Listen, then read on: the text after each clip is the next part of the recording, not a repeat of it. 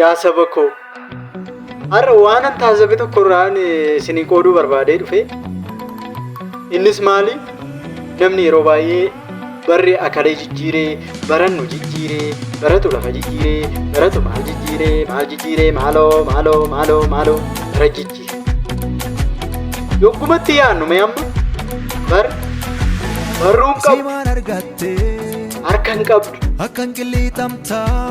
Fiimootii isa kan fuutessisee jijjiirti ati chaanaaliidhaa kan jijjiiramu. Barri lakkoofsa isheetu baraan deemte. Ati garuu isa faana waan gaarii hojjettee gaafa deemte bara faana jijjiiramteerta malee isaayyuu barri si jijjiiran jedha. Yoo baay'ee dogongora kana namoonni baay'een itti fayyadamu. Ammeenyi hojjecha namatti shira yaada wantoota garaagaraa malaammaltummaa garaagaraa uuma. Amma yeroo kana xiqqaan guddaan jaartiin kan bare maalinni malaammaltummaa isa mufsinnaa jedhamu sana. Wajjira garaagaraa gaafa deemtu lukaan deemte moo harkaan deemte isa jedhamu taphni wayyuu taphatamaa jira. Bartee ta'ee barame jechuudha. Kanaafuu baratu jijjiiree bara miti ofumaaf jijjiirame kun jijjiiramas miti maraatudha. Jijjiirama keessayyuu jiru. Jijjiirama hin jedhu kan. Yoo ati waa gooteef malee waa siin godhu.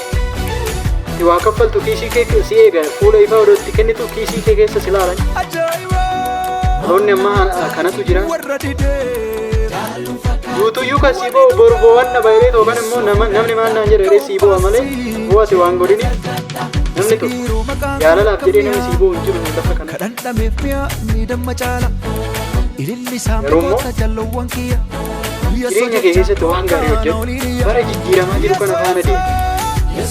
Mana deemi jechuun waan gaarii hojjechu.